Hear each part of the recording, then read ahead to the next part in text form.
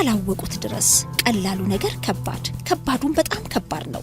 ከጅምሩ የንግድ ድርጅቶን ከማዋቀር እስከ ወለም ዘለም የማያስብለው የታክስ ጉዳይ እርሶን ሆኖ ጥርት ግልጥ ያለ የግለሰብም ሆነ የግል ድርጅት የሂሳብ አደረጃጀትና የታክስ ሪፖርት የሚሰራሎ ሐሳቡን የሚጥሉበት ራፒድ ታክስ እነሆኝ የእርሱ አገልጋይ እያለ ነው። በ404 296 3088 ላይ ሲደውሉ ለአከ ማለደን ያገኙታል። የአእምሮ ሰላሙን ይጠብቁ። በአንድ የስልክ ጥሪ ሁሉንም ጉዳይ ይጨርሱ። ሰላም ጤና ይስጥልን ተመልካቾቻችን፣ ከአንከር ሚዲያ ዝግጅት ክፍል ያክብሮ ሰላምታችን እናቀርባለን። የኦሮሚያ ክልላዊ መንግስት ምክር ቤት ጨፌ ኦሮሚያ በአዳማ ናዝሬት ጉባኤውን አካሂዶ አጠናቋል። ሙስናን በተመለከተ የክልሉ ባለስልጣናት የተናገሩት መነጋገሪያ ሆኖ ነው የዘለቀው። በአጠቃላይ በአገሪቱ ወቅታዊ ሁኔታ የጨፌ ኦሮሚያ ውሳኔዎችንና አንዳንድ ጉዳዮችን መነሻ በማድረግ ከፖለቲከኛው ዶክተር ሚልኬሳ ሚደጋ ጋር የምናደርገውን ቆይታ እንድትከታተሉ ነው የምንጋብዘው። አብራችሁ ነው።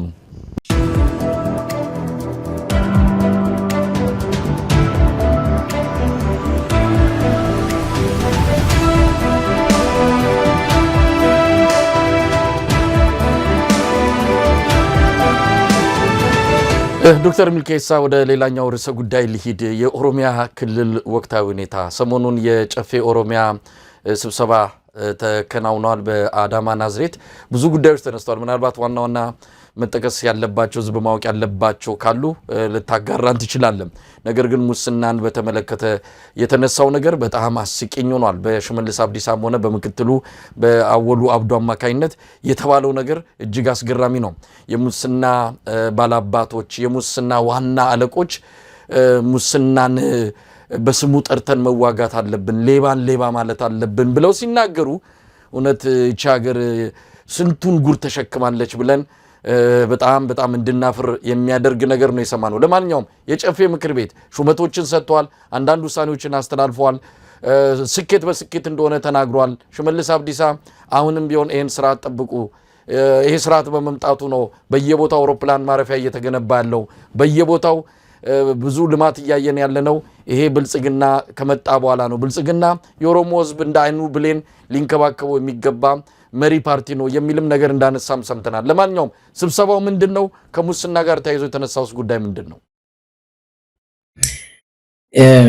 ዋናው ከዛ መውሰድ ያለብን እነሱ በታችኛው እርከን አካባቢ ያመኑት የሙስና ጉዳይ ነው። ሌላው ዝም ብሎ የፕሮፓጋንዳ ስብሰባ ነው። ጨፌ ኦሮሚያን ሰብስቦ የ6 ዓመት ስራ ማነው 6 ወር ይቅርታ 6 ወር ስራ አፈጻጸም ምናምን ብሎ ፕሮፓጋንዳ እንትን የሚያደርጉት ነው። እቺም የሙስናም ያው ምርጫ የሚባል ቅርጫ ነገር አለ። እሱን ለማድረግ ስለሚፈልጉ ያው ተመሳሳይ ነው። ባዘው ተመሳሳይ ድሮም የሚያካሂዱት ነገር ነው። ምርጫ አካባቢ ሲደርሱ ይሄው ሙስኛን ያሰርን ሙስናን እየተዋጋን ነው ምናምን ብሎ ቴንሽን ዳይቨርሽን የሚያደርጉት ነገር አለ። ነገር ግን ከዛ የምንወስደው ነገር አለ። ሙስና እንዋጋለን በቃ ብሎ ስለዚህ ይሄው ሰዎችን እያሰርን ነው፣ በቃ ሙስናን የበላው ሁሉ በበሽታ ያልቃል እያለቅን ነው ብሎ አወሉ ራሱ ቅርብ ጊዜ ውጭ ሀገር ሄዶ ታክሞ የተመለሰ እሱም በሽተኛ ነው። እኔ አሁን እግዚአብሔር ይማረው ግን ብቻ እነሱ ያሉት ነገር የሰረቀ ሁሉ በሽተኛ ይሆናል ብሎ ያወሩት። አሁን ሙስና ኢትዮጵያ ውስጥ ምንድነው ብለን መጠየቅ አለብን። አሁን ታችኛ ወረዳ ላይ ያለው ይሄ ቀበሌ አካባቢ ታች ዞን ምናምን ላይ ዝም ብለው የሆነ ነገር ወስደዋል ብለው ዛም ስርቆት አለ። ግን ደግሞ ዘታች ቅርንጫፍ አካባቢ ትንሽ ነገር የሰረቀውን እንትን አድርገ ቀያሰርኩ ነው ብትል ማንም አይሰማም። ለምን የኢትዮጵያ አሁን እኮ የኢትዮጵያ መንግስት መዋቅሩ የሙስና መዋቅር ነው። ከላይ ጀምሮ አደረጃጀቱን ነግረሃለሁ እኔ ያውቃለሁ። የኢትዮጵያ መንግስት አደረጃጀት የሙስና አደረጃጀት ነው። መጀመሪያ ባይዘይ ኢህአዴግን ስናፈርስ እኔ እዛ ኢህአዴግ ምክር ቤት አባልም ስለነበርኩ አስታውሳለሁ። ስናፈርስ ዋናው ማጠንጠኛው የነበረው ኢህአዴግ ሙስናን አባባሰ።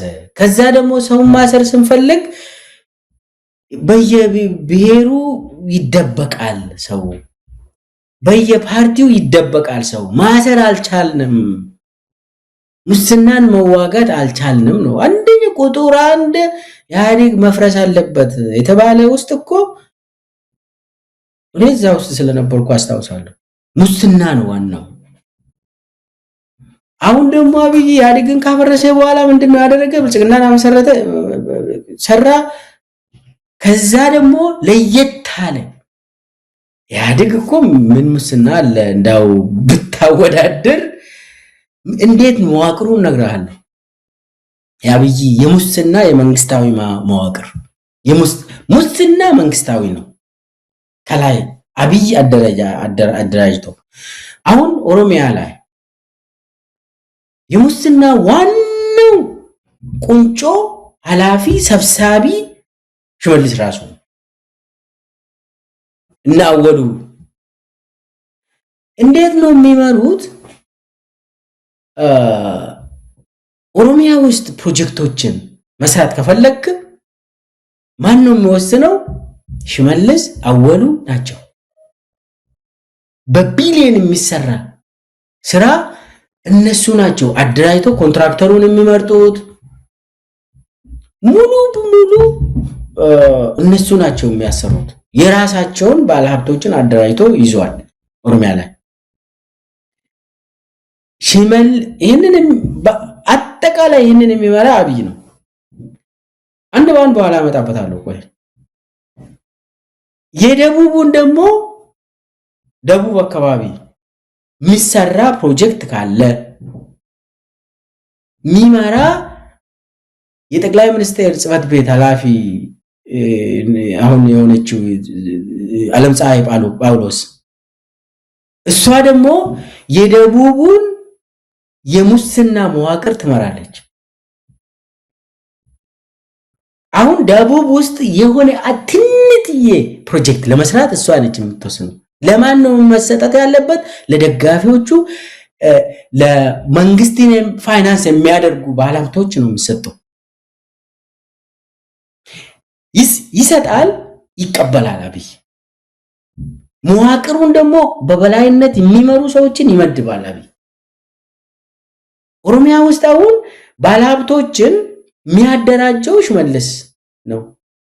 ለነኚህ ባለሀብቶች የብልጽግና ደጋፊ የሆኑ አንዳንዶቹ ደግሞ ኦቨርናይት ቢሊየነር የሆኑ ሰዎች የሚመራው ሽመልስ ነው አደረጃጀቱ።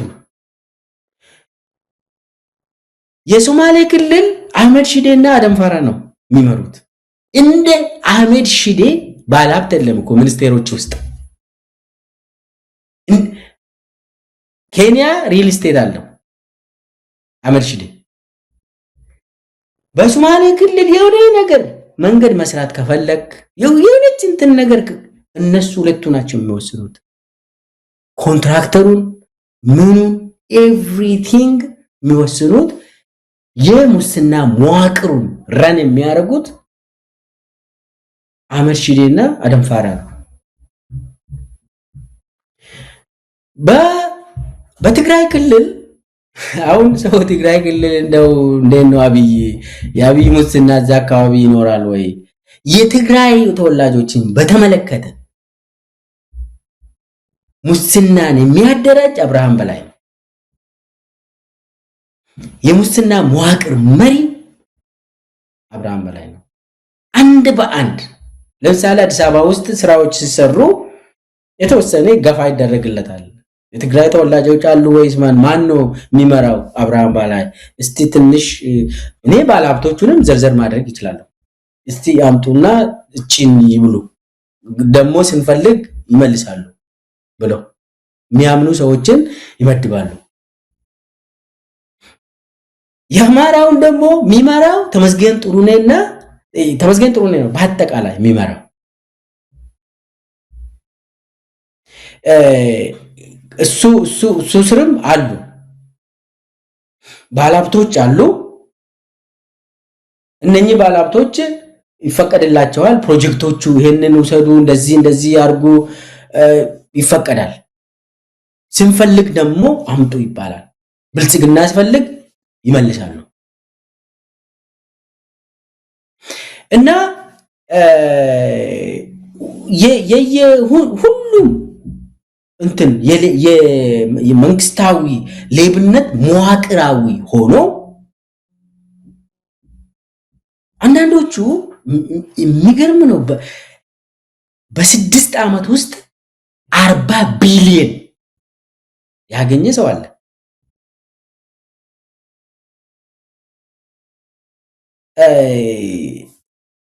አሁን 8 ዓመት እየሞላ ነው። አብይ 8 ዓመት እየሞላ ነው።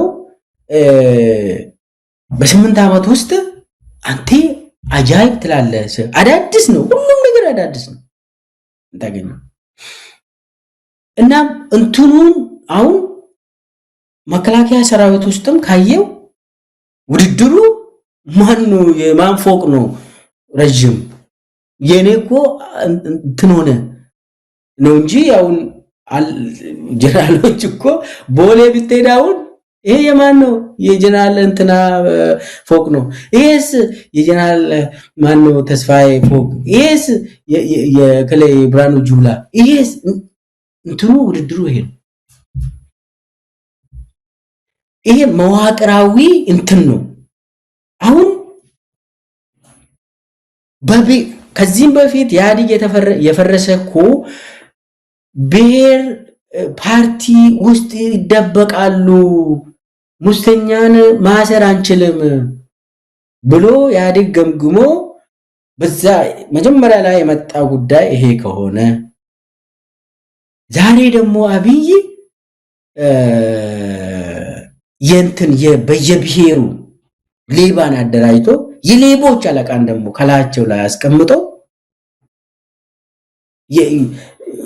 አንድ ላይ እኮ መብላት አይችሉም።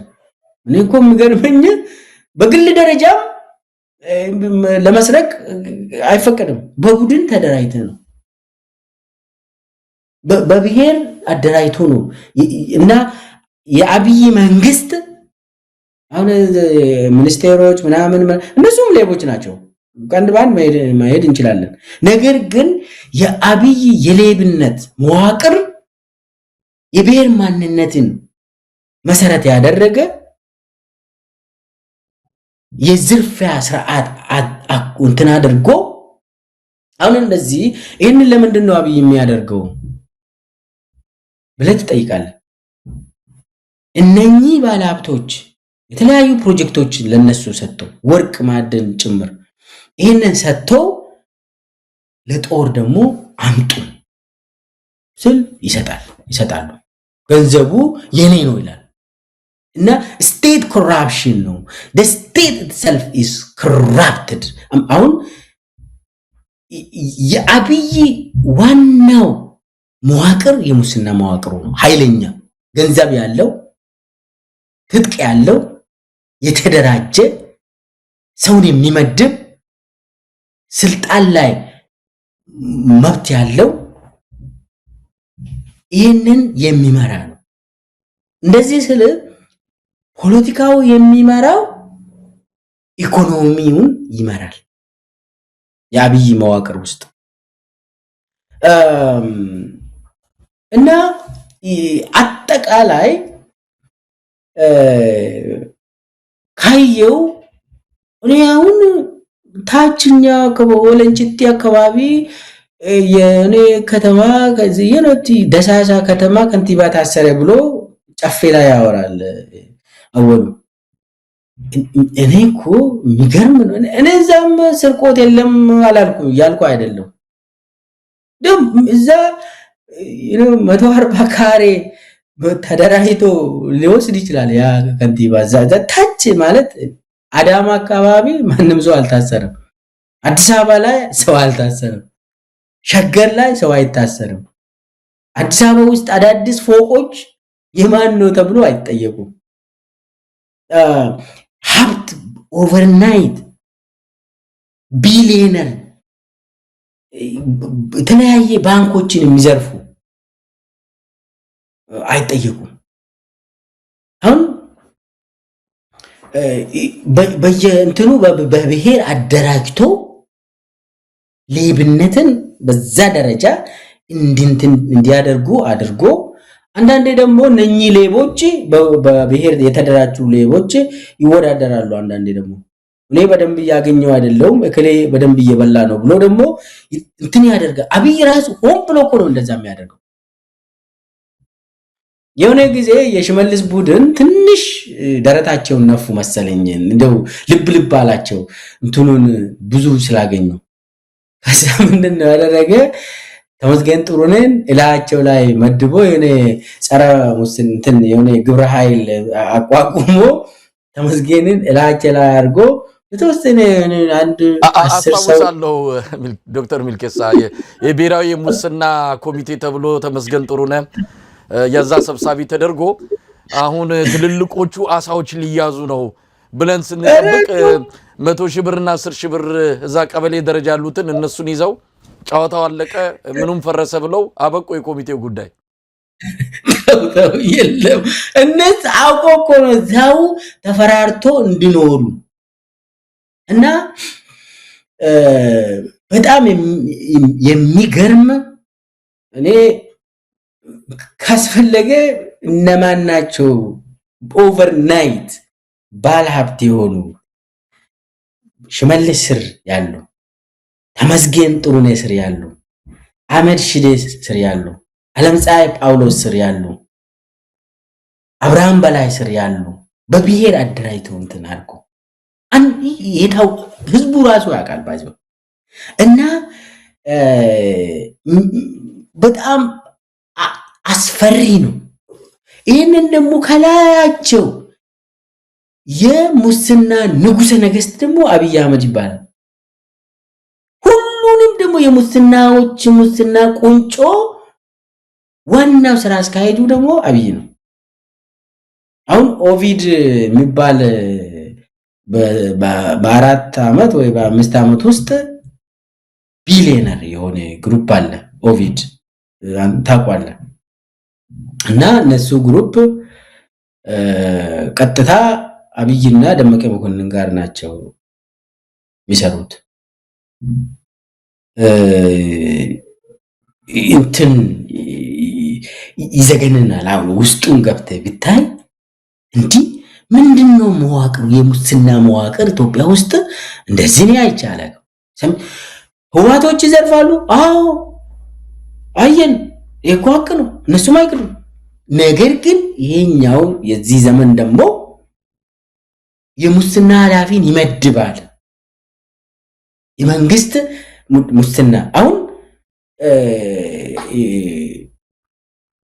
እንትን አሁን ዱባይ ቤት መግዛት፣ ጀርመን ቤት መግዛት፣ አሜሪካ አካባቢ ቤት መግዛት የባለስልጣኖቹ ሽኩቻ ከባድ ነው። እንደው እንዳለ ሰው ውጭ ሀገር ቤት መግዛት እስከ ደቡብ አፍሪካ ድረስ እንደው ዶክተር ሚልኬሳ እንደው በስም መጠቀስ ካለበትም ዋናዎቹን እንደው መጠቅሶም መግለጽ ያስፈልጋል። አንዳንድ ጊዜ እንዲህ በጅምላም ሲሆን እንዳለ የብልጽግና ባለስልጣናት ሲባል የተወሰኑ ስሞችን ጠርታል። ግን በደንብ በዝርዝር ሰሞኑን የተጋለጠ አንድ የሸገር ከተማ ከንቲባ አለ። እዚህ ካናዳ በ2 ሚሊዮን ዶላር ቤት ገዝቷል። ቤተሰቦቹን አምጥቶ እዛ እያስተማረ ነው። ምናልባት ደሞዙ ከ10,000 በላይ አላቅም ደሞዙ በአሁኑ ሰዓት የሚያገኘው፣ ግን የ2 ሚሊዮን ዶላር ቤት ካናዳ ገዝቷል። የሸገር ከተማ ከንቲባ ስላወሉ አብዶም ብዙ እየወጣ ነው። ጀርመን ነው እንዳለ ሁሉ ነገሩ ያለው። ጀርመን ቤት ገዝቶ ልጁ ቤተሰቦቹ እንዳለ እዛ ነው ያሉት። ሁሉም ባለስልጣናት በዚህ ደረጃ የሚጠቀስ ቤተሰቦቻቸውን ቅንጡ መኖሪያ ቤቶችን ገዝተው እያኖሩ እያስተማሩ እንዳለ በግልጽ ይሄ የኢትዮጵያ ሕዝብ ማወቅ አለበት። ለነዚህ ሰዎች እንዲህ ነገ ጥለው ለሚሄዱ ነገ ሕዝቡን አባልተው እነሱ አንድ እግራቸው በአሁኑ ሰዓት ኢትዮጵያ ሌላኛው እግራቸው ውጪ ነው ያለው። ኢትዮጵያን ሕዝብ አባልተው ነገ ጓዛቸውን ጠቅልለው መሄዳቸው የማይቀር ነው። ስለዚህ በስም ተጠቅሰው እከሌ ተብለው መጋለጥ አለባቸው።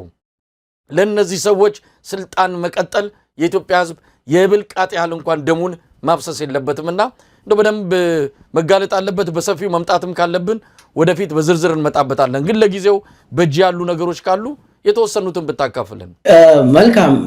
እንግዲህ እነኚህ አብዛኛው እነዚህ ባለሀብቶች አንዳንዱ ያሳዝናል። ከዚህም በፊት ሲሰሩ የነበሩ አሁን ደግሞ የብልጽግና አካል ሆኖ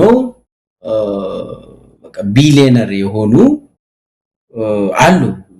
ኦቨርናይት ደግሞ በቃ ኦቨርናይት የሆኑ እነዚህ ኦቨርናይቶቹ ምንም የሚያሳዝኑ ነገር የለም። እነሱ ምንድነው አሁን እኔ ሁልጊዜ ሲጣሉ ነው የምንሰማ። ከዛ በኋላ መረጃ ይሰጡናል። አሁን አወሉና ሽመልስ ወርቅ ላይ ነው የተጣሉት። ወርቅ እንትኑ አሁን የኦሮሚያ ወርቅ ቦርድ ኃላፊው አወሉ ነው። የማዕድኑ እንትን ኃላፊ እሱ ነው። ከሱ በፊት አወሉ ከመጣ በኋላ ወርቅ ምናምን ፈለገ፣ የተወሰኑም አገኘ፣ ቤትም ገዛዛ ውጭ ሀገር። ከዛ በኋላ የሽሜ ወንድም አለ ወርቅ ያወጣል እና እቺ ወርቅ ላይ ተጣሉ። ከዛ በኋላ ብዙ መረጃዎችን ከዚህም ከዛም ታገኛለህ። አንዳንዱ ደግሞ ልክ ከስታቲስቲክስ የምታገኘው ነገር አለ። ማን ነው በአንድ አመት ውስጥ ፎቅ የሰራ ብለ ያው ከተለያዩ ኮንስትራክሽን ቢሮዎች የምታገኘው ነገር አለ። ከየት ባንክ ነው የወሰዱት ብለ ትጠይቃለህ። ከዛ ማን ነው የፈቀደው ብለ ትጠይቃለህ። ከዛ በኋላ ለብልጽግና ስንት ገንዘብ ሰጡ፣ መዋጮ ማን ነው ይሄ በየጊዜው ለብልጽግና በሚሊዮን እንትን ያደርጋሉ። ለምሳሌ አሁን ድሮን አብይ ድሮን ይገዛል፣ በየጊዜው ድሮን ይገዛሉ። እነኚህ ባለሀብቶች ድሮን ኢትዮጵያ ህዝብን የሚጨፈጭፍበት ድሮን ባለሀብቶቹ ይገዛሉ። ለምን? ገንዘቡን እኔ ነኝ የሰጣችሁ፣ ስለዚህ እናንተ ደግሞ እነን አምጡ፣ እነን ዶላር አምጡ ብሎ እነሱ ይቀበልና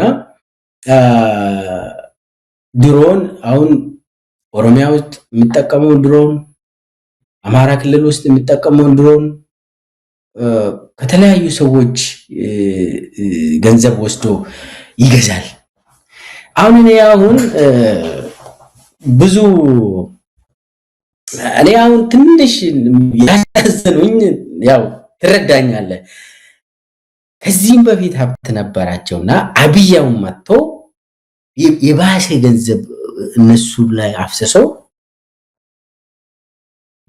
በጣም እንትናቸው ገንዘባቸው በጣም ብዙ ቢሊዮን የሆነ ነገር ግን ከዚህም በፊት ሀብት የነበራቸው ሰዎች እነሱ አሁን በጣም ምንድነው እኔ አሁን ስማቸውን መጥራት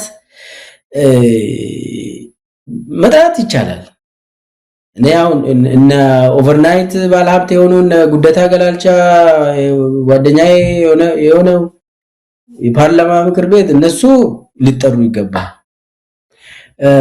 እነ አንዳንድ አሉ እነ ማናዬ የሚባል አንድ ልጅ አለ አዲስ አበባ ውስጥ ኦቨርናይት ቢሊየነር የሆነ አንድ ልጅም አለ። አንዱ ዝም ብለህ መጥቀስ የምትችለው ኦቨርናይት የሆኑ ባለሀብቶቹ እነዚህ ባለሀብቶች ሳይሆን ይሄ ባለስልጣናት ደግሞ እንዴ ዱባይ ቢያንስ የሆነች ስቱዲዮ የሌለ ባለስልጣን የለም። የአብይ ባለስልጣን በዱባይ ደረጃ አዲስ አበባ ውስጥ የተፈቀደ ነው።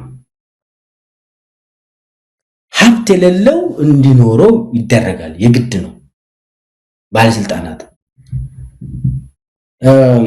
አሁን የኦሮሚያውን በደንብ እናውቃለን። የአማራ ክልል ብዙ በክልሉ ትንሽ እዛ አካባቢ መረጃዎች ያንሱኛል፣ ግን በፌደራል ደረጃ ደግሞ አውቃለሁ እነ ተመስገን ጥሩኔ ያደራጃቸው ነገር ግን ከዚህም በፊትም ሀብትትን የነበራቸው ነገር ግን አሁን ደግሞ እንትን ውስጥ እንዲገቡ ተደርጎ እንደው በጣም የሚያሳዝን ስራ እየሰሩ ፋኖ ለምሳሌ ፋኖን ለመግደል ድሮን ትገዛለህ ግዛ የሚገዙ አሉ። የአብይ እንትን በጣም በጣም በጣም ከባድ ነው እና አጠቃላይ ኮሚሽን የሚወስደው እንደ አብይ የለም። አሁን ጦር መሳሪያ ሲገዛ በህጋዊ መንገድ ጫረታ ወጥተው ተወዳድሮ ምናምን አይደለም። ሰው ዝም ብሎ ራሻ ሄዶ ገዝቶ ይመጣል አይደል? የሆነ ካምፓኒ እንደዛ ሰሌክት አድርገ ቱርኪ ሄደ ጦር መሳሪያ ገዝተ ስትመለስ ኮሚሽን ትወስዳለህ። አሁን የድሮን ኮሚሽን የአብይ ነው። ውድድር የለም። ከአንድ ካምፓኒ ጋር ተነጋግረ ነው የሆነ ጀነራል ይሄ ሄዶ ገዝቶ እሱም የሆነ ነገር ይወስዳል። ነገር ግን ወሳኙ የአብይ ኮሚሽን ነው። አንድ ሽማግሌ ከዚህም በፊት እንትን ነው የሆነ ባለስልጣን ሽማግሌ የሆነ ጊዜ ራሽያ ተልኮ ኮሚሽን ትንሽ ወስዶ እንዲመለስ ተደረገ። ከዛ ምን ብሎ ያወራል? ከዛ በኋላ ትንሽ ነፍስ ዘራው ብሎ ያወራል ያ ሽማግሌ። ምንድነው አብይ አንተን አይቶ ትንሽ እጅ ላይ ምንም ብዙ ከሌለ ሄድና እቺን ግዛ ኮሚሽኑን ደግሞ ውሰድ ይላል። እንደዚህ አይነት ስርዓት በመዋቅር ደረጃ የተደራጀ ከባድ እስቲ ኢትዮጵያ ውስጥ በ2 ዓመት 3 ዓመት ውስጥ 40 ቢሊዮን ከተለያዩ ባንኮች ወሰደ ባለሀብት አለ እና ደግሞ እሱ አሁን ኢትዮጵያን ሁልጊዜ አሁን አብይ የብሔር ምናምን ነገር የለውም እሱ ኢትዮጵያዊ ነው ምን ትስዩ ነው ይባላል። እና እያደረገ ያለው ካየ እንደው ጸረ ኢትዮጵያ የሆነ ምን አይነት መሰሪ እንደዚህ የሙስና የመንግስት መዋቅር ሰርተ በብሔር አደራጅተ ኢትዮጵያን እንዲዘርፉ እንዲበሉ ታደርጋለህ። ይህ ሞዴል ባይዘው ከዩኤኢ የመጣ ነው። ዩኤኢ አሁን ስድስቱ የባኒ ፋጥማ የሚባሉ ስድስቱ ልጆች የዩኤኢ ሀብትን እነሱ ናቸው የሚመሩት። መንግስትንም ይመራሉ።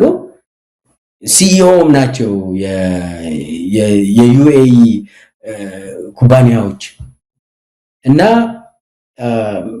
ይሄ እንደዚህ አይነት ነገር ወንጀል አይደለም በአብይ አይን። ለምን አለቃው ራሱ እዛ ዩኤኢ የሚደረገው ባለስልጣናት ናቸው ሀብትን የሚመሩት።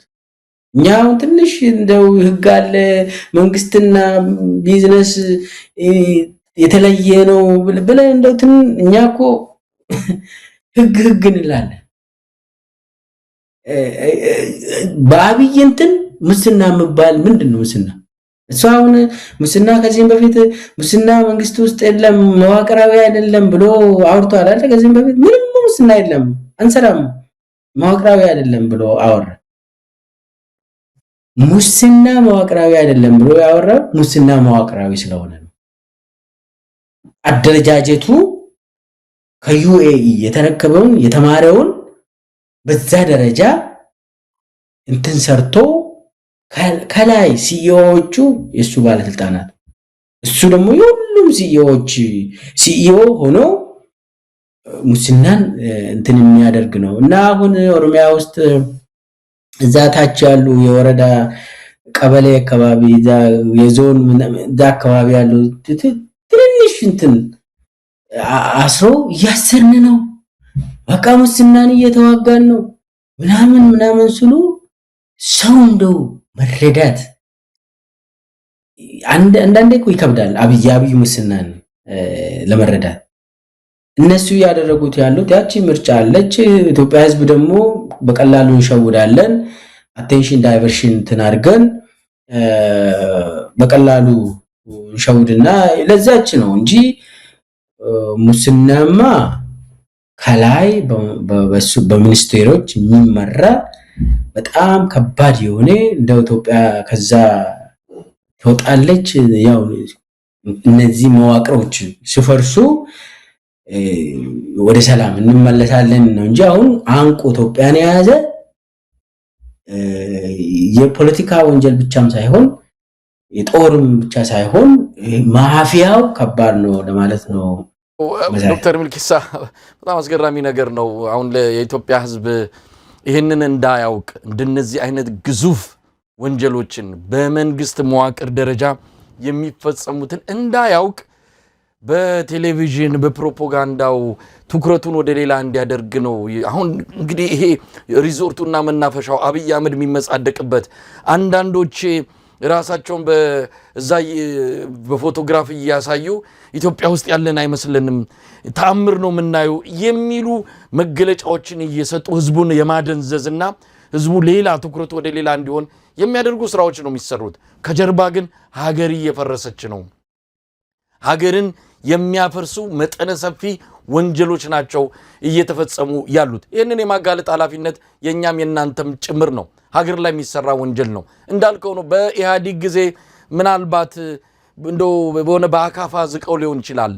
አሁን ግን የሚያስደነግጥ ተአምር የሚያስብል አብይ አህመድ ይህንን በይፋ ወላይታ አንድ ወቅት ላይ ባለቤቱ ምንድነው የዳቦ ፋብሪካ ሰርታ እሱን ለማስመረቅ የሄዱ ጊዜ የተናገረውን እኔ ምን ጊዜም የሚረሳ አይደለም። እሱ ለታሪክ መቀመጥ ያለበት የአብይ አህመድ ንግግር ነው። ሙስናን በይፋ እውቅና የሰጠ ህጋዊ ያደረገ ንግግር ነው የተናገረው። እኛ ያልናችሁ ከምትዘርፉት ላይ ትምህርት ቤት ብትሰሩ እኮ ችግር የለውም ያላቸው። 100 ሚሊዮን ብር ዘርፎ ከሆነ በ10 ሚሊዮን ብር ትምህርት ቤት ከሰራ ለአብይ አህመድ ያ ሰው ህጋዊ ነው። እንደዚህ አይነት ለሙሰኞችና ለዘራፊዎች ጥርጊያ መንገድ የከፈተ በተለያዩ ከተሞች ፖሊሶች የተለያዩ የጸጥታ መዋቅር ወደሱ ጥያቄ እንዳያመጡ እዛው ሰውን ዝረፉ ብሎ እውቅና የሰጣቸው ወደኔ እንዳትመጡ። ስለዚህ ህጋዊ የሆነ ዘረፋ ነው አሁን በኦሮሚያ በተለያዩ ከተሞች የሚደረገው። ሀገር በቁሟ እየተጋጠች ነው። ምናልባት እዛ በነበርኩ ጊዜ አንዲት ዱባይ ላይ በሪል ስቴት የምትሰራ ልጅ አለች። በጣም ገርሟት ነው ከመንግስት ሰዎች ጋር ስለምትቀርብ እንደው ምንድነው ነገሩ በጣም ደነገጥን። እኛ እዛ ዱባይ ረጅም ጊዜ ነው በዚህ በሪል ስቴት በኢህአዴግም ጊዜ ነበሩ። በኢህአዴግ ጊዜ ባለስልጣናት እንዲህ በፊት ለፊት አይመጡም። ምናልባት ከገዙም ቤት ከገዙም ሪል ስቴትም ከገዙ በሆነ በሁለት በሶስተኛ ሰው አማካኝነት ነው። ገንዘቡንም ሲያዘዋውሩ በባንክ በኤሌክትሮኒክስ ነው። ያውኖቹ ምን አይነት ጉዶች ናቸው? በሳምሶናይት ዶላር ይዘው እየመጡ በስማቸው ሪል ስቴት እየገዙ ነው። ድፍረታቸው እስከዚህ ድረስ ነው ብላ ነገረችኝ። በወቅቱ እዛ በነበርን ጊዜ ያው በጣም እንደነግጥ ነበረ። ያው የጫጉላ ጊዜ ነበረ። ይሄ ሽግግሩም ሆይታውም ስለነበረ አንዳንድ መረጃዎችን ዝም ብለን እናልፋቸው ነበር። አሁን ላይ ግን ስናስባቸው ያኔ ጀምሮ ያሉት ነገሮች እየተከረከሙ ስላልመጡ ዛሬ በጣም ገዝፈው ሀገር ሊበሉ ሀገር ሊውጡ ደርሰዋል።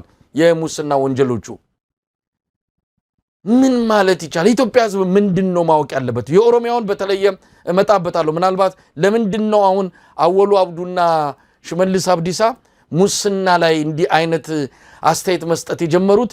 የሆነ ጪስ አለ ማለት ነው። የሆነ ነገር አለ ማለት ነው። መጥተው በዚህ ደረጃ ሙስናን እንዋጋለን፣ ሌባን እንበለው፣ ፊት ለፊት እንናገረው፣ አካፋን አካፋ እንበል ያሉት የሆነ ነገር ስላለ ነው። ለማንኛውም የኢትዮጵያ ሕዝብ ምንድነው ማወቅ ያለበት? ይሄ ስርዓት እንዳልከው የሙስና መዋቅር ነው ያለው። ሌላ ምንም ወዲያ ቢባል ሌላ ነገር ልናገኝ አንችልም። ሚልኬሳ እንግዲህ የኢትዮጵያ ህዝብማ ተጎጂ ህዝብ ነው። በረሃብ የተንገላታ ህዝብ ነው። ብልጽግናው ለነዚህ ለሌቦቹ ለመዋቅሩ ነው። እነሱ የሚጫወቱት በሚሊዮን ነው፣ በቢሊዮን ነው። ቤት በሁለት ሚሊዮን ዶላር ቪላ ይገዛሉ። ምንም አዲስ ነገር አይደለም። የኢትዮጵያ ህዝብ ስቃይ ውስጥ ነው ያለ። ዛሬ ኢትዮጵያ ውስጥ የሰላም እጦት፣ የዳቦ እጦት በየቤቱ የምንሰማው እኮ ይሰቀጥጣል። መሳይ ይሄ ህዝብ ምን አጠፋ? ምን በደለ?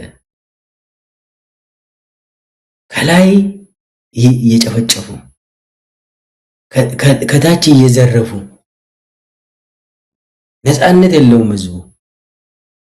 ያለው አማራጭ ምንድነው? እነኝን ቶሎ መገላገል ነው። አሁን ኢትዮጵያን አንጎ የያዘ ቡድን ይህ የሙስና መዋቅር ካልፈረሰ ኢትዮጵያን እንደ የሆነ ፕራይቬት ፊፍደም እንደዛ አድርጎ ነው የሚጨርሱት። ለነሱ አሁን እነኚህ መዋቅር የሚያዩት እኮ ገንዘባቸው ነው፣ የሚያዩት ሀብታቸው ነው። አገር የሚባል የለም፣ ህዝብ የሚባል የለም፣ ነገ ታሪክ የለም። ስለዚህ የኢትዮጵያ ህዝብ ግን አገር አለኝ ብሎ ያስባል፣ ነገ አለኝ ብሎ ያስባል። የኢትዮጵያ ህዝብ ያለ አማራጭ እኔ ይሄ መንግስት ይድናል የሚል የለም፣ አይድንም።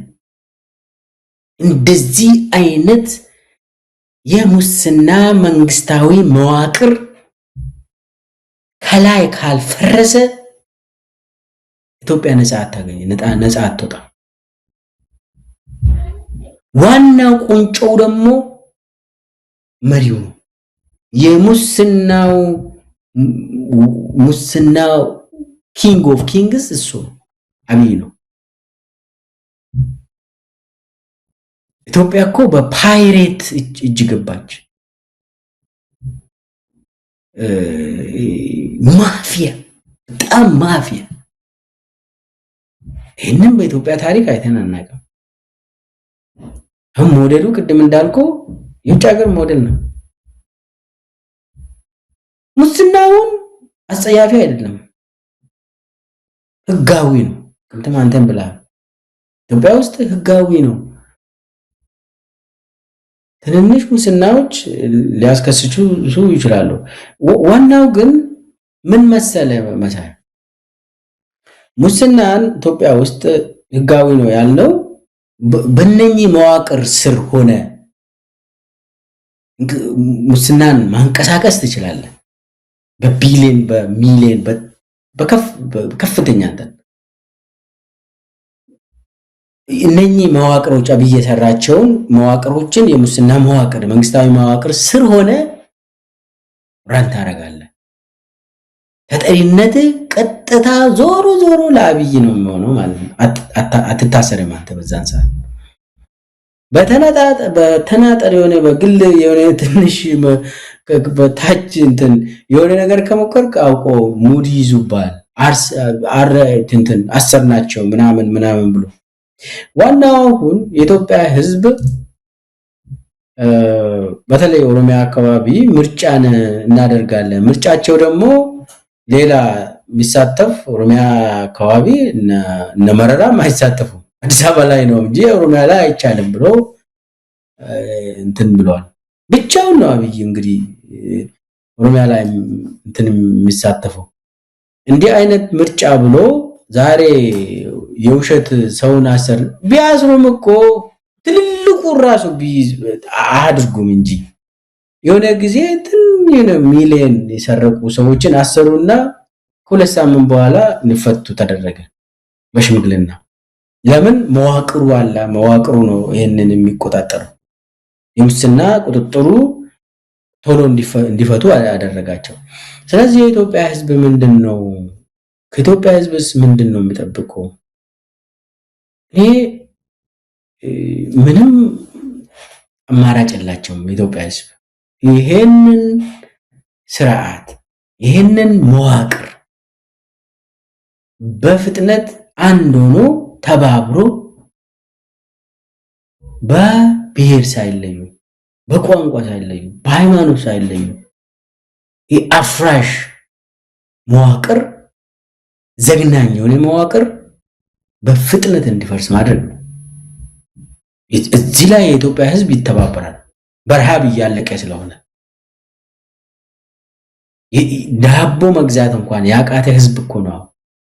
ስለዚህ ከተማ ኖርክ ገጠር ሁሉም ስቃይ ውስጥ ነው ህዝቡ። እኔ ከዚህ ባሪያነት ሰው ይላቀቃል ብዬ ገምታለሁ። ለምን የኢትዮጵያ ህዝብ ጀግና ህዝብ ነው። ባሪያነትን አይቀበልም። ዶክተር ሚልኬሳ በጣም አስቸጋሪ ነው። እንዲህ አይነቱ ድምዳሜ በራሱ የኢትዮጵያ ህዝብ በደንብ እንዲፈተሽ እና ራሱንም እንዲመረምር መደረግ አለበት። ብዙ ጊዜ የምንለው ነገር አለ። የኢትዮጵያ ህዝብ ጀግና ነው። የኢትዮጵያ ህዝብ እንዲህ አይነቱ ነገር እንደነ አብይ አይነት ጸረ ህዝብ የሆኑ በጣም አደገኛ የሆኑ ሀገር ለማጥፋት ምንም አይነት ነገር ከማድረግ ወደ ኋላ የማይመለሱ ሰዎችን ተሸክሞ ያለ ህዝብ ነው። የኢትዮጵያ ህዝብ ማድረግ ካለበት እንደውም ዘግይቷል። ምናልባት አሁንም የምናየው ምንም አይነት ፍንጭ የለም። ይልቅስ በትንንሽ ነገሮች የሚወናበድ ትንንሽ ማደናገሪያዎችና ማታለያዎችን አብይ አህመድ ይዞ ሲመጣ አብሮ እንደ ጎርፍ ውሃ የሚወሰድ ህዝብ እየሆነብን ነው። ይሄ ሲባል እንዳለ ነገሮችን በጥንቃቄ የሚያዩ የሉም ምናምን አይደለም። ግን በአብዛኛው ህዝብ ትንሽ ነገር ሲያይ አብሮ ከዜማው ጋር አብሮ የሚደንስ ህዝብ እንደሆነ በደንብ እያየን ነው። ስለዚህ ህዝቡ በደንብ መንቃት አለበት። ኬንያ ውስጥ ምንድነው የተደረገው? በጄንዚ በዚህ አዲስ በመጣው አብዮት ምንድናቸው የተነሱት ጥያቄዎችና መንግስታትን እየገለባበጡ መንግስታትን እያፈራረሱ ያሉ የህዝብ ንቅናቄዎች መነሻ ምክንያታቸው ጥያቄዎቻቸው ምንድነው? የኢትዮጵያ ህዝብ እኮ እንዳለ የዓለም ህዝብ ጥያቄ ቢደመር የኢትዮጵያ ህዝብ ያለው ጭንቀትና ያለበትን መከራ አይደርስም። የኢትዮጵያ ህዝብ የተከመረበት መከራ የተሸከመው ግፍ እውነት ለመናገር በጣም ከአእምሮ በላይ ነው የሚሆነው። ስለዚህ አንዳንዴ ህዝቡንም በደንብ መነገር አለበት። እንዲሁ ደባብቆና ሸፋፍኖ ማለፍም የሚገባ አይደለም። እንደው ስለነ ኦሮሚያ ክልል የተወሰነ ነገር ማለት ቢቻል ሰሞኑ ነው የጨፌ ምክር ቤት ስብሰባ የተደረገው። ሌላው ነገር እንዳልከው ዝም ብሎ በየሆነ ጊዜው እየመጡ አዳራሽ ለማድመቅና የቴሌቪዥን ስክሪን ላይ ለመታየት ካልሆነ በስተቀር አዲስ ነገር የለውም። ግን ሙስናው ለምንድነው አንደበታቸው ውስጥ ምላሳቸው ውስጥ የገባው? ምን ታይቷቸው ነው? የሆነ ነገር አለ? የሆነ ነገር እያስፈራቸው ነው? ወይም ሙስናው ራሱ ጠልፎ ሊበላቸው ሊውጣቸው ደርሶ ነው? መተማመን የለም። መቼም ሲሰርቁ የሆነ ነገር ሊያደርጉ ይችላሉ። መጨረሻ ላይ ግን መተማመን ስለሌለ እርስ በራሳቸው መበላላታቸው አይቀርም። ምን ተፈጥሮ ነው ሙስናን ላይ እንዲህ አይነት ጠንከር ያለ መልእክት ሽመልስ አብዲሳና አዋሉ አብዶ ይዘው የመጡት? የተለየ ነገር አለ ውስጥ ለውስጥ እኛ ማናቀው ወይም ውስጥ እየተብላላ ያለ ነገር አለ? ወደ ኦሮሚያ ሳልመጣ በፊት ቅድም ያልከው የኢትዮጵያ ህዝብ ምርር ብሎ ለምንድን ነው ተሸክሞ የተቀመጠ ብለውን የሆነ ፍትሃዊ የሆነ አመለካከት ሊኖረን ይገባል። አንደኛ የህዝብ ችግር እኔ አላየም። በእኔ አስተሳሰብ የገበሬው ችግር እኔ ብዙ አይታየኝም። አርሶ አደሩ የከተማ እንደው ደሃ ህዝብ ምን ማድረግ ይችላል? ተቃጥሎ እንደዚህ አብዶ እንደዚህ ከባድ ግሪቫንስ ውስጥ ነው ህዝቡ። ግሪቫንስ ራሱ ብቻው በቂ አይደለም። ሰው ምሬቱን መናገሩን ብቻ በቂ አይደለም። አንደኛ የኛ ፍሬሚንግ ያስፈልጋል። ህዝቡን በአንድ አቅጣጫ ፍሬም አድርገናል ወይ እኛ ኢሊት ብለን ራሳችንን የምንጠራ ህዝቡን ወደ ፍሬም ስናደርግ ችግሩን ፍሬሚንጉ አካታች በሆነ መንገድ ፍሬም አድርገን ችግሩ አለ እኮ ህዝቡ እየተሰቃየ ነው። አዎ ነገር ግን በደንብ ፍሬም ካልተደረገ በሚገባ ፍሬም ካልተደረገ ወደ እንቅስቃሴ አይመራም። ሁለተኛ አደረጃጀት ያስፈልጋል። አደረጃጀት ማለት ብዙ አደረጃጀቶች አሉ። ነገር ግን የኛ ኢትዮጵያ ውስጥ ያለ አደረጃጀት የከተማም ይሁን የገጠር የተበጣጠሰ አይናበብም። አንዳንዴ ደግሞ የሚቃረን አደረጃጀት ነው ያለን። በዚህ ሂደት ውስጥ እኔ ህዝብ ላይ መፍረድ መጀመሪያ ራሳችን ላይ መፍረድ ያለብን ይመስለኝ። እኛ አሁን ኢሊት ብለን ራሳችንን የምንቆጥረው ፍሬሚንጉን በደንብ አድርገናል ወይ? ሁለተኛ ደግሞ አደረጃጀቱ እንዴት ነው? ፍሬሚንጉ ከሆነ ጥሩ ከሰራን አደረጃጀቱ በዛ መልክ ነው የሚሄደው። ከዛ ጠራርጌ ታወጣለህ፣ ህዝቡ ያባራል። ይሄ በጣም ለብዙዎቻችን የተለያየ ሀሳብ እንዳልከው በየምንረዳበት እንትን ሊለያይ ይችላል። አሁን ኢትዮጵያ ውስጥ ባለው ሁኔታ የጋራ አጀንዳ እኮ አለ። የዳቦ ጥያቄ ጋራ አጀንዳ ነው። የሰላም ጉዳይ ጋራ አጀንዳ ነው። ሌላውን ነገር እንድትወው እሱ ነገር በራሱ አስተባባሪም እኮ የሚፈልግ አይደለም። ኢሊቱማ ይሄ ምንለው በብዙ ነገር የተጠላለፈ ነው። ራሱ በራሱ ችግር እኮ ነው። ምሁራን በራሳቸው ከህዝቡ በላይ ችግር ያለባቸው ናቸው። እንኳን ወደ አንድነት ሊመጡ አይደለም የራሳቸውን ቆብ የደፉ የራሳቸውን ዘውድ ተሸክመው የሚዞሩ ኢሊቶችና ምሁራን እኮ ነው ያሉት። እነሱንማ ስንጠብቅ ለውጥ መቼም አይመጣም።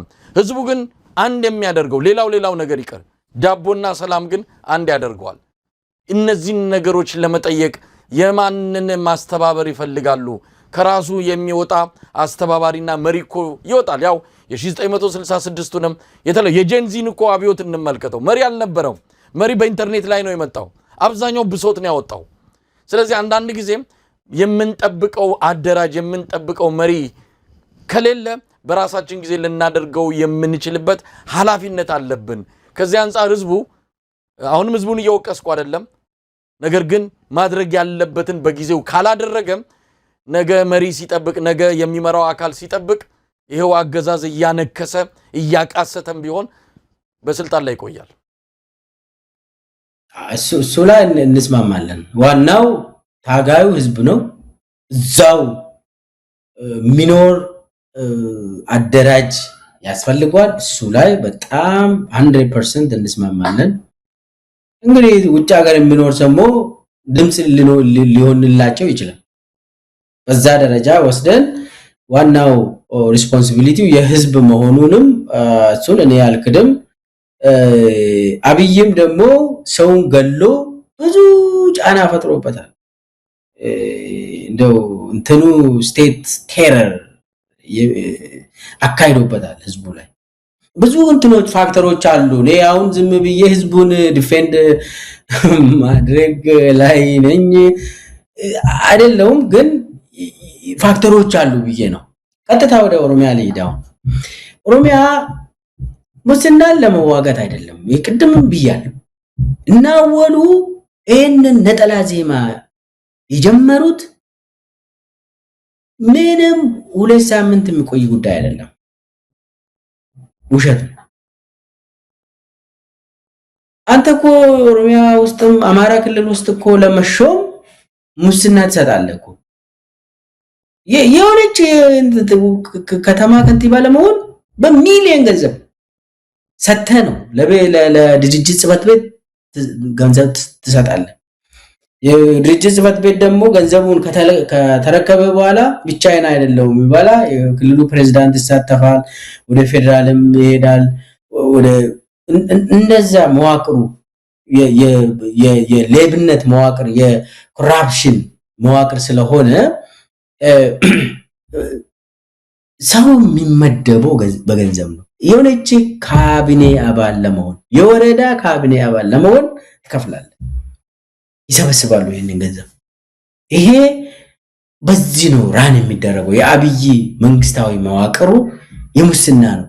አሁን እነ ሽመልስ ዛሬ ወጥቶ የተወሰኑ ትንንሽ አሳማ አይሆንም እኮ ምንም እኮ ባይዘይ እና እኔ አሁን ትንንሽ ከተማ አካባቢ ምንድነው ሙስና ያለ እዛ አካባቢ ትንንሽ ሙስናዎች ሊጠይቁ ይችላል። እኔ ህዝቡን አላሰቃዩም አላልኩም፣ ግን በፍጹም ውሸት ነው የሽመልስ አካሄድ። ትልቁን ከአብይ ጀምሮ መዋቅራዊ የሆነ የሙስና ስርዓትን ለመደበቅ ይሄው በቃ ሰውን እያሰርን ነው። ይሄው ተወሰኑ ሰዎች እኮ ገቡ። በቃ ህዝብን ከዘረፍክ እኮ በስኳር በሽታ ራሱ ትሞታለህ ያሉ ጨፌ ላይ እኮ እንደዛ ይላሉ ሰው። እሱማ አዎ ህዝብን ዘርፎ ሰላም ያገኘ ማንም ሰው የለም። ግን እነሱ ያዩት መሳይ አንድ ነገር እንነጋገር ከሆነ ሙስና የአብይ የስልጣን መሰረት ነው። እንዳውም ዋነኛው የስልጣን መሰረቱ ሙስና ይመስለኛል። ሙስናን ከተዋጋማ ራሱ ላይ ውጊያ ከፈተ ማለት ነው አብይ። አንተ የስልጣን መሰረት የስልጣን ምሰሶን እንደው ጦርነት እዛ ላይ ተከፍታለን አብይ አያደርግም። ሙስና ትልቁ የኢትዮጵያ መንግስትን እነዚህ ተሸክሞ ያለ ሙስና ነው። በጦርነት ጊዜ ማን ነው እስቲ ገንዘብ ሲያዋጡ የነበሩ መለስ ብለን እንየው። አሁንም በአማራ ክልል ውስጥ ጦርነት ሲያካሄድ ነው አብይ ያለው። ማን ነው ፋይናንስ እያደረገ ያለው? ኦሮሚያ ውስጥ፣ ትግራይ ውስጥ መከላከያን ፋይናንስ የሚያደርጉ ማን ነው ብለህ ብትጠይቅ እንደዚህ በመዋቅር የተደራጀ ባለሀብትን ከጀርባው ያለ ያ ባለሀብት ደግሞ ፕሮጀክቶችን ወስዶ በቢሊዮን ገንዘብ የሚያንቀሳቅስ ገንዘብ አምጣ ሲባል የሚሰጥ ውሰድ ሲባል የሚወስድ ይሄንን ታፈርሳለህ እንደ አብይ ሆነ አብይ አያደርግም። ራሱን ሹታ አያደርግም አብይ። ስለዚህ እነ ሽመልስ እያደረጉ ያሉት አውቆ አቴንሽን ዳይቨርሽን የወሬ የዜና እንትን የፕሮፓጋንዳ ለመስራት ብለው ደግሞ ምርጫ የሚባል ያንን ምርጫ ይደርሳሉ አይደርሱም እሱ ሌላ ጉዳይ ነው። ያደርጋሉ አያደርጉም ሌላ ጉዳይ ነው። ግን ደግሞ ያቺ ምርጫን እናካሄዳለን ብሎ አይናቸውን ጨፍኖ ይሄዱ ስለሆነ እንግዲህ እቺ ሙስናን የመታን ነው። በቃ ህዝብ ተሰቃይቷል። እሱን ደግሞ የህዝብ ጎራ ነን እኛ ብሎ በጣም የወረደ ስራ ለመስራት አስበው ነው እንጂ በእኔ አመለካከት አብይ ሙስናን እንዴት ራሱን ሹት ማድረግ ነው ለኔ አድርግ መጨረሻ ላይ ይሰናበታል እንጂ ከኢትዮጵያ ይሰናበታል እንጂ አብይ ሙስና ላይ ጦርነት አውጅም። አብይ በሽመልስ ደረጃ አዋይ እንደው ዶክተር ሚልኬሳ ስለነ አወሉ አብዱ ዛሬ አይናቸውን በጨው አጥበው እውነት ለመናገር የሰው ልጅ ይሉኝታውን ቀርጥፎ ሲበላ እስከምን ደረጃ ሊደርስ እንደሚችል እነዚህ ሰዎች ጥሩ ምስክር ናቸው። ምንም ነገር እንግዲህ ሙስና ሲባል ከነሱ ልቆ ሊጠቀስ የሚችል የለም እንዳለው ይሄንን በማስረጃ አስደግፎ ማውጣት ይቻላል። ሽመልስ አብዲሳ ብቻውን እኮ አይደለም ሚዜዎቹን ይዞ አጃቢዎቹን ይዞ ኮኖ ከድህነት የወጣው በአሁን ሰዓት አጃቢዎቹም ጭምር ነው የሀብት ጋራ ላይ የወጡት። የሽመልስ አብዲሳ ወንድም በአሁን ሰዓት ኢትዮጵያ ውስጥ ቁጥር 1 ቢሊዮነር ነው። ሽመልስ አብዲሳ ቤተሰቦች እዛ ጎራ ውስጥ ገብተዋል። አወሉ አብዱ እንደዚሁ ቤተሰቡን ይዞ ነው ከድህነት የወጣው ከድህነት ወጥቶ ብቻም አይደለም በአሁኑ ሰዓት ቁጥር አንድ ሀብታሞች ውስጥ እዛ ውስጥ ከሚገኙት አንዱ የአወሉ አብዱ ቤተሰቦች ናቸው። ስለዚህ እነዚህ ሰዎች ዛሬ መጥተው በፊት ለፊት የቴሌቪዥን ስክሪን ላይ ቀርበው ሙስና እያሉ እንዳልከው ነጠላ ዜማ ሲለቁ እንደ ምንድነው ከፍየሏ በላይ ለቅሶ የሚባለው ተረት ሊያስታውሰን ይችላል። ምንድነው እንዲህ ያስለቀሳቸው? እውነት ለሙስና ተቆርቁረው ነው የሚል ጥያቄ እንድናነሳ የሚያደርገን ነው። ይሄ ሙስና አንተ እንዳልከው አማራ ክልል ውስጥ በአማራ ባለሀብቶችና ፖለቲከኞች በየክልሉ ባሉ ጥገኛ ባለሀብቶችና ባለስልጣናት መረብ ኔትወርክ ሰርተው ሀገሪቱን እየጋጧት ነው ያለው። ጥሩነቱ ምናልባት አገር ውስጥ ሀብታቸውን እያፈሰሱ ካሉ የትም ጥለው አይሄዱም። የኢትዮጵያ ሕዝብ ሀብት ነው የሚሆነው። ባለፈው 380 አካባቢ ባለቤት የሌላቸው ፎቆች አገኘን አለች አዳነች አቤቤ። አዎ ህወሓቶች ያንን ፎቅ ሰርተው መቼም ፎቁን በአውሮፕላን አሳፍረው ከሀገር አያስወጡም። ሀገር ውስጥ የሚሰራ የኢትዮጵያ ሕዝብ ሀብት ይሆናል። በጣም በጣም የሚያሳስበው ግን ይሄ ከሀገር የሚወጣው ነው። ሰሞኑን የወጣው የብሔራዊ ባንክ አንዱ አዋጅና ማሻሻያ የተባለውም ገንዘብ እያፈሳችሁ አስወጡ የሚል መብትም የሚሰጥ ነው። በተወሰነ ደረጃ ማሻሻያውን የደገፉ የኢኮኖሚ ባለሙያዎች ቢኖሩም ለነ አብይ አህመድና ለዘራፊዎቹ የኢትዮጵያ ውስጥ የውጭ ምንዛሪን ለማሸሽ መንገድ የሚጠርግ ህጋዊ ሽፋንም የሚሰጥ እንደሆነ ነው የሚነገረውና እንደው ዶክተር ሚልኬሳ የሙስናውን ግዝፈት የኢትዮጵያ ህዝብ በደንብ አይኑን ገልጦ እንዲያይ መደረግ አለበት። ዋጋ እየከፈለ ስላለ በአሁን ሰዓት የሁሉ ነገር ታክስ የግብርና የብዙ ነገር ጫንቃውን የተሸከመው የኢትዮጵያ ህዝብ ነው። ከድጡ ወደ ማጡ ከጨለማው ወደ ድቅድቁ ገብቷል። ይሄ ለኢትዮጵያ ህዝብ አይኑን ገልጦ ምን ላይ ነው ያለነው ወዴት እየሄድን ነው የሚለውን ሊመለከት ይገባዋል ነው። እስቲ ምጨምርበት ካለ ጨምርና ዝግጅታችን እናብቃ። እንግዲህ እኔ እንደ ኢትዮጵያ ህዝብ የሚያሳዝን ህዝብ የለም በዚህ ሰዓት። ካየ አይኤምኤፍ ኢትዮጵያ ኢኮኖሚን ከተረከበ በኋላ ከዛ ቀጥሎ ታክስ ሪፎርም ብሎ ያወጁት ከዛ ግብር በየሰው ቤት የተመደበው ግብር ስሙ እኮ ተጠርቶ አልቅም። ሊስት ታደርጋለህ። ህዝቡ እኮ የሚከፍለው ለማአት ነገር ይከፍላል። ምንም የለውም ደግሞ ህዝቡ ያለውን ሽጦ ይከፍላል። አንድ ዛፍ ከቤት ፊት ለፊት ካለ ግብር ትከፍላለህ ለዛችው ጥላ። በአብይ ዘመን ለአንድ ጥላ እንትን ዛፍ እኔ እንደዚህ አይነት የግብር አይነት ምንሰማ እኮ በጣም የሚገርም ነው። ሰው ተሰቃየ እኮ። ደግሞ ሌላው በቢሊየን ነው የሚጫወተው ብልጽግና ነው ይላሉ። አሁን እና ሽመልስ እና አወሉ እና አረጋ ከበደ በአፋቸው የሚያወሩት እኮ እነ ተመስገን ጥሩነህ የአብይ ኮፒ ፔስት እኮ ነው የሚያወሩት። አብይ በዚህ በኩል ሰውን እየጨፈጨፈ ስለ ፍቅር ያወራል አይደል?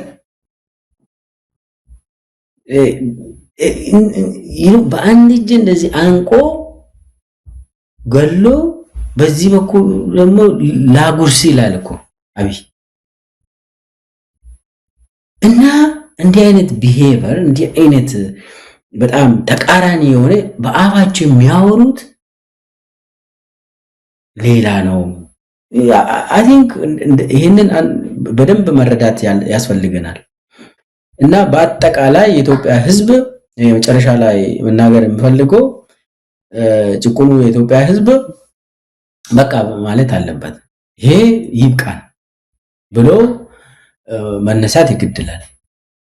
ከዚህ በላይ ከቆየን ሀገራችንን እናጣለን። እቺ ሚጥጢ ሀገር ውጭ ሀገር ሆና ኢትዮጵያን የመበተን ተልኮ ይዛ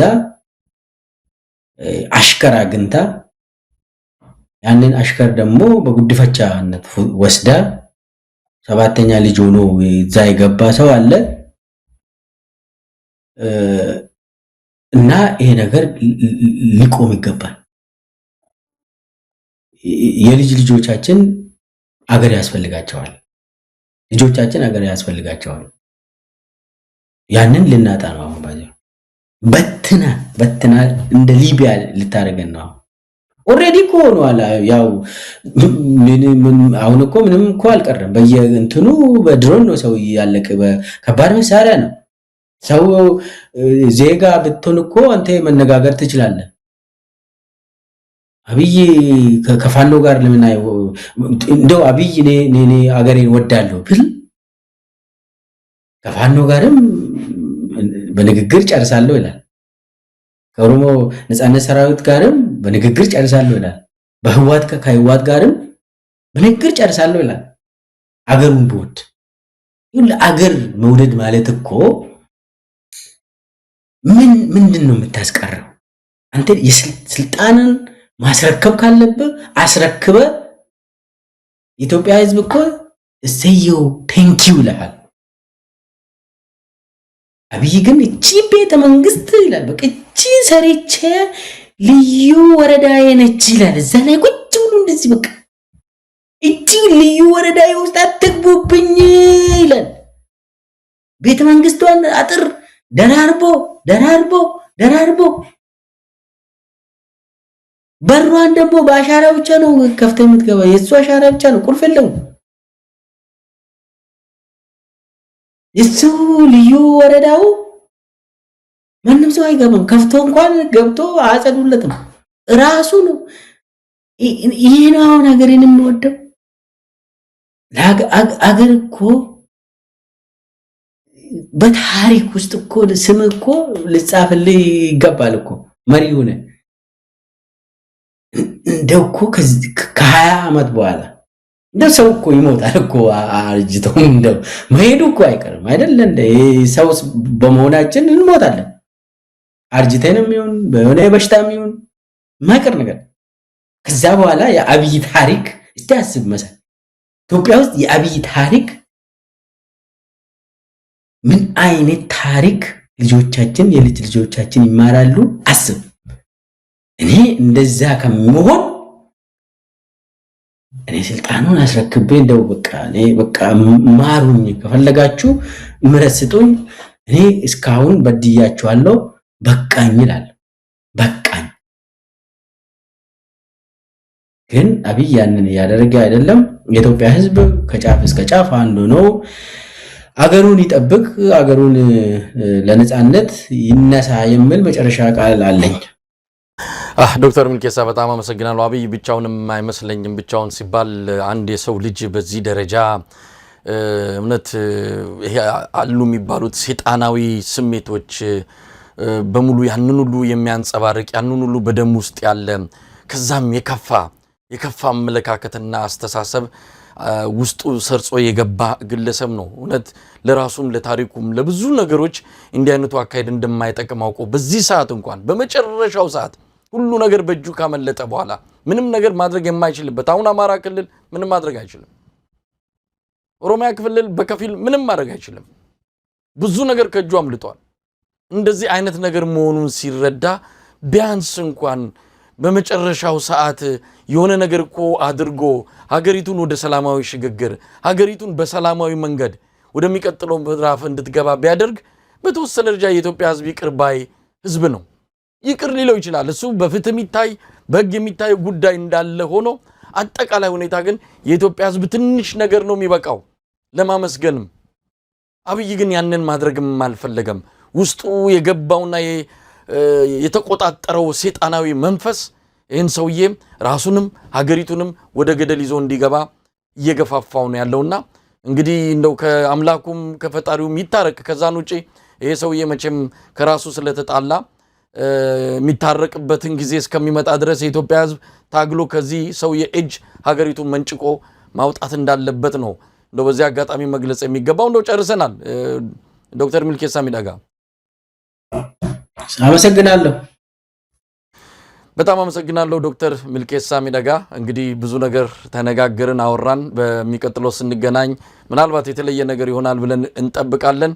በኢትዮጵያ አጠቃላይ ሁኔታ ላይ ወቅታዊ መረጃና እንደዚሁ ማስተያየት በመስጠት አብረን ስለነበርክ በአንከር ሚዲያ ታዳሚዎች ስም ከልብ አመሰግናለሁ። እኔም አመሰግናለሁ። ቴንክ ዩ